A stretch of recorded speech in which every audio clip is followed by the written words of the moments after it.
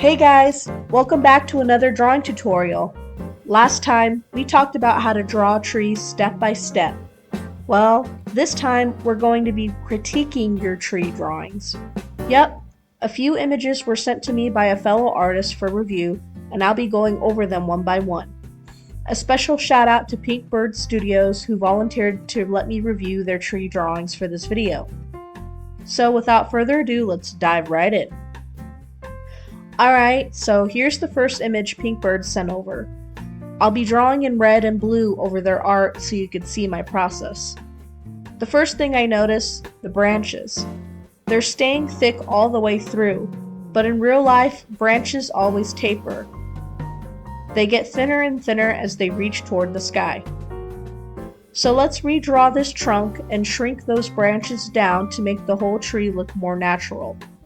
Now, the bark. Straight vertical lines are okay. A lot of manga artists prefer this style.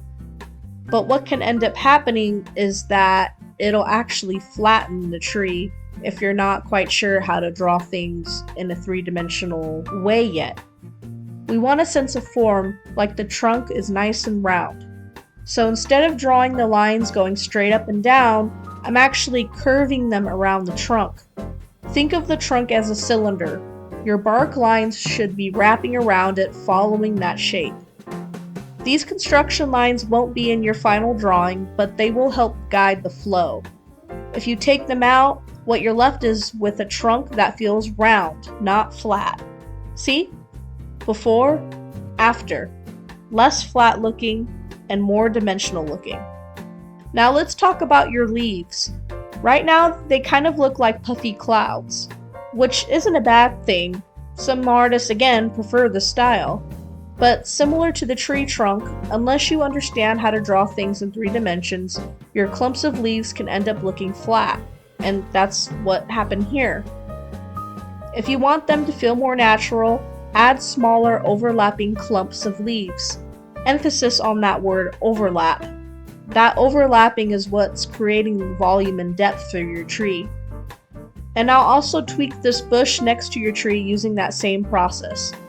Think of it as a cluster of leaves rather than a single pile of leaves, if that makes any sense. Alright, so next up we have one of Pink Bird's comic pages. This one's a landscape shot with trees and mountains in the distance. Now something I really appreciate here is that the buildings were drawn larger because they're closer to the viewer, while the trees and the mountains in the distance were drawn smaller. That's the right idea for a basic perspective principle. However, there's one small thing that could improve the image even further: atmospheric perspective. See how the faraway trees have that same dark outline as the objects in the front? This ends up making the background outlines fight with the foreground outlines for attention. So here's a quick fix. When things are farther away, make the lines thinner, lighter, and less detailed. Foreground objects should be the darkest and most defined, middle ground objects should have the medium tones, and background objects should be the lightest and softest. That simple layering trick instantly creates depth.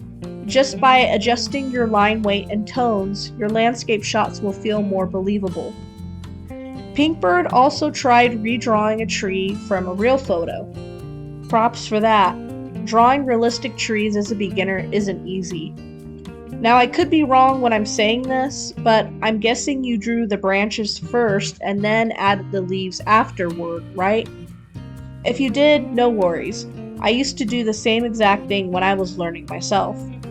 But you might actually find it easier if you start drawing the leaves first and then add the branches afterward. Aim for your tree to look like the second example I drew here, where only little bits of the branches peek through, while the rest of the entire tree is made up of leaves. Now let's move on to the shading. In your version, most of the shading is sitting on the outer edges of the tree, but trees aren't actually shaded that way.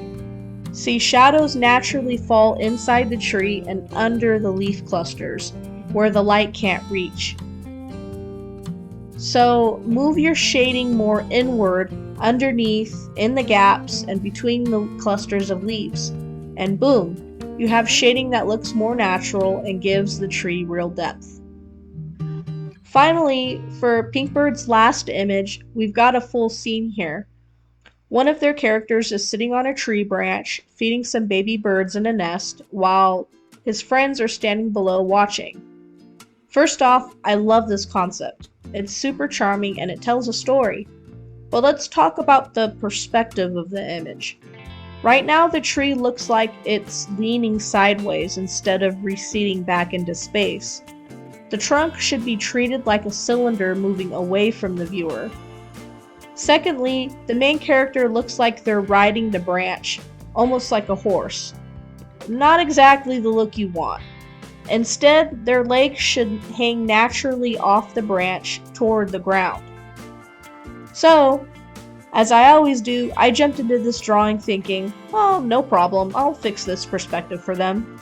And pretty immediately I got humbled. Because here's the truth, I'm not great at perspective either.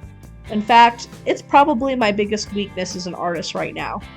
And in the video, you'll literally see me messing it up over and over and over again. At first, I tried freehanding it from imagination with no references. Big mistake. If you don't know how to draw something, don't feel bad or ashamed to use reference material to get the angle right. At one point, I just started laughing at myself because it just looked really wrong. So I finally did what I should have done from the start. I pulled up reference photos, traced over a few poses to nail the perspective, and redrew the characters. And guess what? They ended up looking way better. Lesson learned. Don't be like me. Use references. They exist for a reason. Perspective is complicated and difficult to master, and you won't magically figure it out over time by guessing. It's something that needs to be studied and practiced intentionally. Now, do note that this image is still kind of off in terms of perspective. I did my best to fix it, but I wasn't sure exactly what was wrong. Maybe the placement of the ground was wrong, or the position of the girl, or maybe even the angle of the tree. It could be a little bit of everything. I just didn't have the knowledge yet to fix it completely. So yeah, learn from me. Don't skip perspective practice. Practice it. One last note I'll say on this scene is the compositional framing. The main character and the birds are clearly the main focus here, so I'd say let's make them pop out even more. How do we do this? Toning. You already did some toning in your drawing, so I'll follow your lead and add even more. But this time in specific intentional spots that guide the viewer's eye. The first thing I'll do is darken the tree itself, turning it into more of a silhouette. By doing this makes the character and the birds, who are lighter in tone, stand out more. The background characters also become clearer behind the darker tree. This is a common art principle, using darks and lights to frame your subject instead of having everything untoned and competing for attention.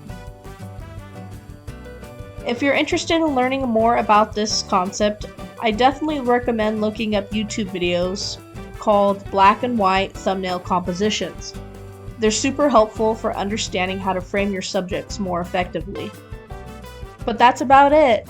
Hopefully these tips help you out and to anyone else who may be watching. If you'd like a more detailed explanation of all of the concepts I covered here, be sure to check out my previous How to Draw Manga Trees tutorial videos. And of course, a huge thanks again to Pinkbird Studios for letting me use their work. You're doing awesome with your tree drawings. If you want your art critiqued in a future video, feel free to drop me a comment in my next tutorial video and I'll reach out to you. But don't forget to like, subscribe, and hit that notification bell if you found this video helpful. Thanks for watching, and until next time, ta-ta for now.